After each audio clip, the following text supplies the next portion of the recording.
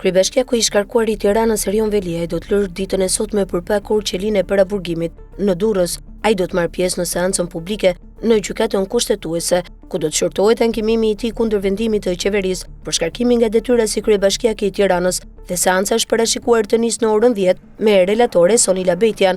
Gjykata kushtetuese njoftoi më herët praninë e Veliajt në seancë, pasi kishte shprehur vullnetin e tij. Për këtë arsye, gjykata kërkoi nga Drejtoria e Burgjeve marrjen e masave për shoqërimin e tij nga paraburgimi i Durrësit, ku ndodhej prej muajit të shkurt, si edhe Spakun. Më 25 shtator, Këshilli i Ministrave e shkarkoi Veliajin me 50 vota pro pas propozimit të Këshillit Bashkiak, duke u mbështetur në nenin 62.c të ligjit për qeverisjen vendore, me argumentin se nuk është paraqitur prej 3 muajsh në detyrë.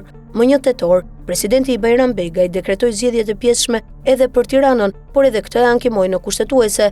Dekreti u pezullua me vendim të ndërmjetëm nga gjykata deri në shprehjen përfundimtare për shkarkimin e Veliajt. Në argumentin e tij, Veliaj pretendon se qeveria ka vepruar jashtë kompetencave, pasi sipas kushtetutës, një kryebashkiak mund të shkarkohet vetëm në rast të shkeljeve të rënda të ligjit ose të kushtetutës dhe vetëm pas një vendimi gjyqësor të formës së prerë. Ai thekson se mungesa e tij në zyrë është pasojë e mundësisë objektive pasi ndodhet në paraburgim. Në krahun tjetër, qeveria mbron qëndrimin se vendimi për shkarkim është marrë në bazë të ligjit për qeverisjen vendore, duke e bërë gjykatën administrative dhe jo atë kushtetuese organin kompetent për këtë çështje. Në seancë pritet që Veliaj të mbështetet edhe në një opinion të Komisionit të Venecias, ku theksohet se largimi i një të zgjedhuri vendor nga detyra duhet të konsiderohet një masë ekstreme, pasi prek autonominë vendore dhe të drejtat themelore politike. Komisioni paralajmëron gjithashtu se paraburgimi i gjatë i një zyrtari të zgjedhur mund të kufizojë të drejtat e tij për pjesëmarrje në jetën publike, të mbrojtura nga Konventa Europiane për të drejtat e njerëzit.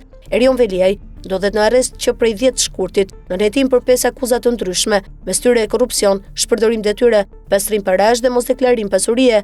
Edhe bashkëshortja e tij Ajola Xoza është përfshirë në të njëjtën dosje hetimore, ku dyshohet për korrupsion në 9 raste të ndryshme.